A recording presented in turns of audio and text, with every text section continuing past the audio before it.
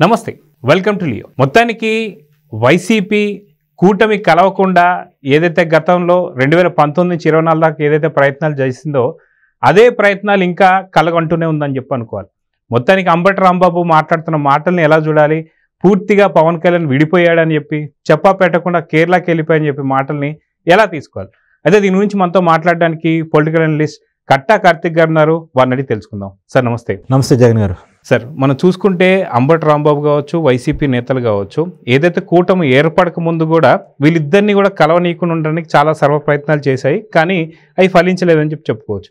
కానీ కలిసి చాలా హ్యాపీగా కూటమి ప్రభుత్వం ఏదైతే ఏపీలో మంచి సుఖ పరిపాలన చేస్తున్న టైంలో కూడా ఇప్పుడు విడిపోయారు, ఏదైతే డిప్యూటీ సీఎం ఉన్నటువంటి ఒక మాటను పెట్టి విడిపోయారని చెప్పి మాటల్ని ఎలా తీసుకోవాలంటే, సాక్షి రాతల్ని ఈ రోత రాతల్ని ఎలా చూడాలంటారు? అంటే నేను ఒక పరిణామం జరిగింది, నా కొడుకుని నమ్మొద్దు, నా కోడని నమ్మొద్దు అని చెప్పేసి స్వయంగా విజయమ్మ ఎన్సీఎల్టీలో తన అఫిడవిట్ని దాఖలు చేసింది. తన కొడుకు జగన్మోహన్ రెడ్డి, కోడలు భారతి అన్ని అబద్ధాలు చెప్తున్నారు, కుటుంబ ఆస్తులకు సంబంధించి వాళ్ళు నా కూతురుని మోసం చేస్తున్నారు అనే విషయాన్ని ఎన్సీఎల్టీలో ఫిర్యాదు చేసింది. మన కుటుంబం ఒప్పందాల ప్రకారం ఆ ఆస్తులో నాకు వాటాగా వచ్చే షేర్ని నేను కూతురికి కేటాయించాను, అదేమీ నాకు గిఫ్ట్ కాదు, మా కుటుంబం ఒప్పందం వద్ద దాన్ని ఎన్సీఎల్టీ విచారించాల్సిన అవసరం లేదని చెప్పింది.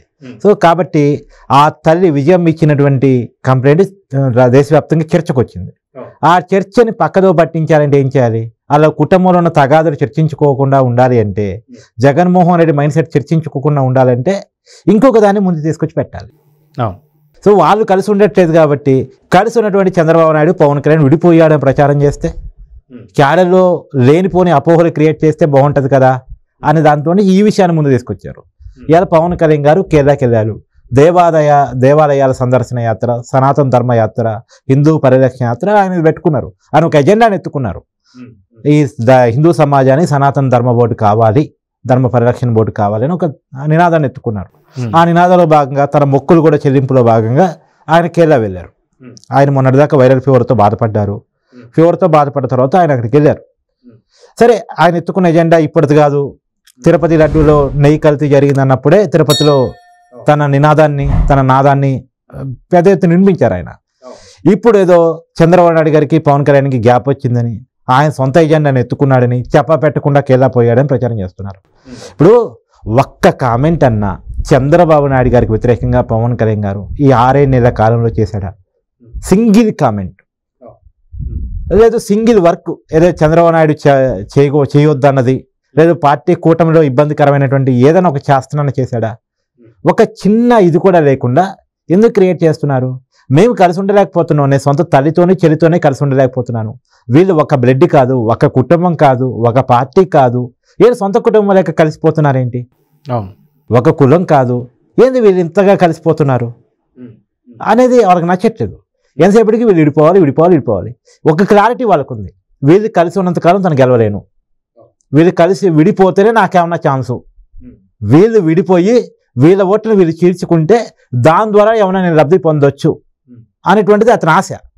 అందుకనే అతను ఎన్నికల ముందు నుంచి కూడా కూటమి కలిసినట్టు కూడా కొలవకుండా ఉండడానికి ఏమేమి చేయాలో అన్నీ చేశాడు.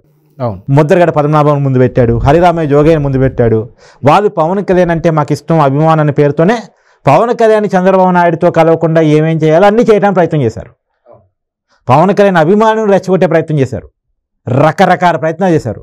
అన్ని ప్రయత్నాలు బెడిసికొట్టి పవన్ కళ్యాణ్, చంద్రబాబు నాయుడు అంటే టీడీపీ, జనసేన, బీజేపీతో కలిసి ఉమ్మడిగా ఎలాంటి పొరపక్షాలు లేకుండా, ఎలాంటి చిన్న విభేదాలు కూడా లేకుండా, ఒకరినొకరు గెలిపించుకునే దానికోసం, ఒకరితో ఒకరు కలిసిపోయే దానికోసం, సీట్ల సర్దుబాటులో కూడా ఎలాంటి గ్యాప్ లేకుండా వాళ్ళు కలిసి వెళ్ళారు. ఎన్నికలకి కలిసి గెలిచారు, కలిసి ఇలా ప్రభుత్వాన్ని నడుపుతున్నారు. ఇప్పటికీ వాళ్ళ మధ్య ఏ గ్యాప్స్ లేవు. ఈ రోజుకి ఒక్క మాట ఒకరినొకరు అనుకున్నది లేదు. ఎవరో కింది స్థాయి క్యాడరు, టీడీపీ క్యాడర్కి లోకేష్ అంటే ఇష్టం కాబట్టి లోకేష్ డిప్యూటీ సీఎం కావాలన్నారు. జనసేన క్యాడర్కి పవన్ కళ్యాణ్ ఇష్టం కాబట్టి పవన్ కళ్యాణ్ సీఎం అని ఎవరు అన్నారు. ఆ 2 పార్టీలకి క్యాడర్కి ఆ 2 పార్టీలు సమాధానం కూడా చెప్పుకున్నాయి, ఇలాంటి పిచ్చి వ్యాఖ్యలు చేయొద్దు, మనం కలిసి ముందుకెళ్తున్న క్రమంలో దీన్ని వైసీపీ అడ్వాంటేజ్ తీసుకునే ప్రయత్నం చేస్తుంది కాబట్టి మీరు పిచ్చి వ్యాఖ్యలు చేయొద్దు, ఇది కూటమి నిర్ణయానికి అభ్యంతరకరం అని కూడా చెప్పింది. ఈవెన్ దో కూటమి పార్టీలో ఏ పార్టీలో ఎవరు చేరాలన్నా కానీ ఉమ్మడిగా నిర్ణయం తీసుకోవాలని కూడా సమిష్టి కమిటీ వేసుకుంది.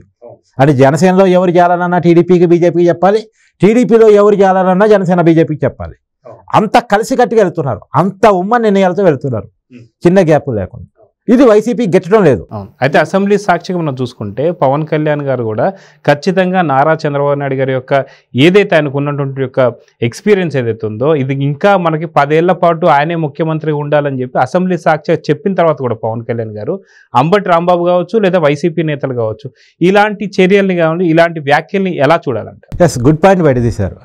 ఇది అసెంబ్లీ సాక్షిగా పవన్ కళ్యాణ్ గారు 1కి 2 సార్లు చెప్పారు, ఇప్పటికి 2 సార్లు చెప్పారు. ఆయన పవన్ కళ్యాణ్ గారు క్లియర్గా చంద్రబాబు నాయుడు గారు 10 సంవత్సరాల ముఖ్యమంత్రిగా ఉంటారు, చంద్రబాబు నాయుడు గారికి విజను ఎక్స్పీరియన్స్ ఉంది, అది రాష్ట్రానికి అవసరం, రాష్ట్రానికి ఉన్న బ్రాండింగ్ పెరగడానికి అవసరం అని చెప్పి చాలా క్లియర్గా చెప్పారు.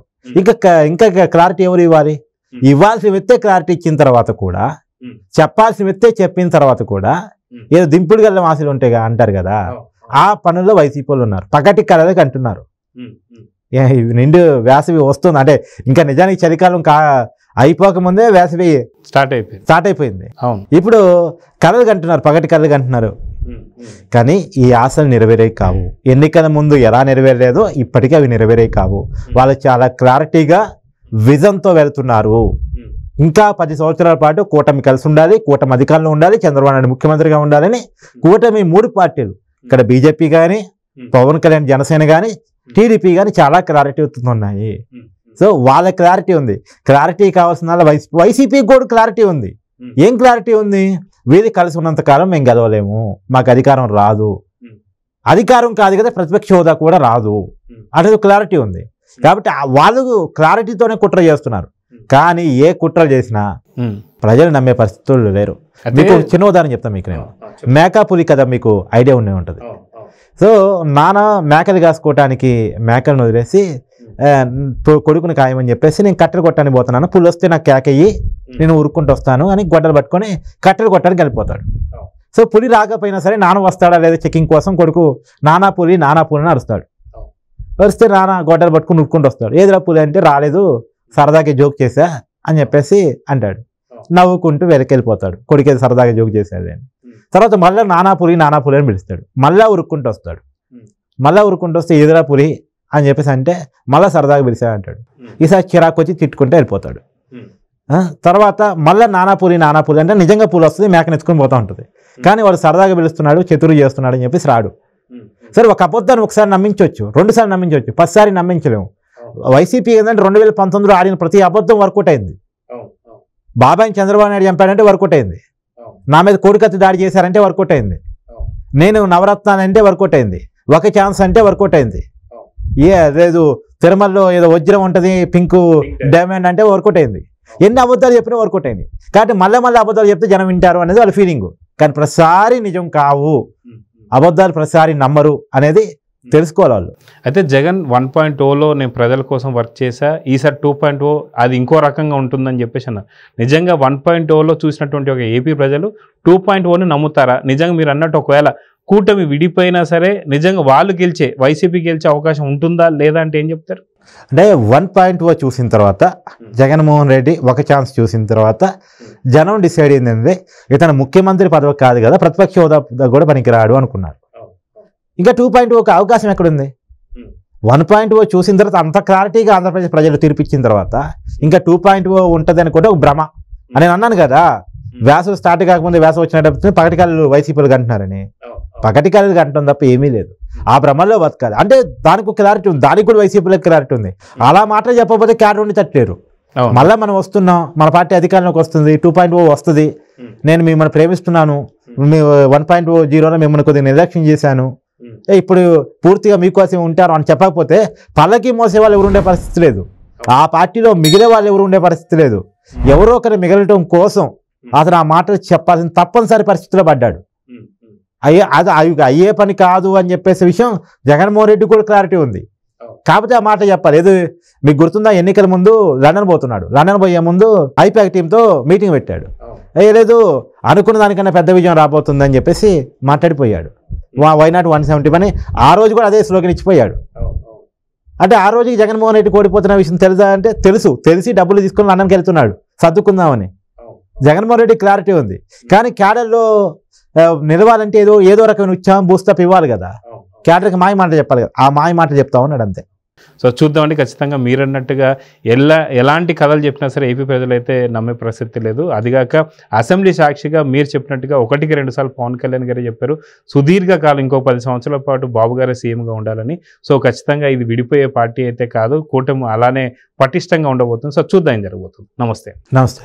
Please subscribe to Leo News for more videos.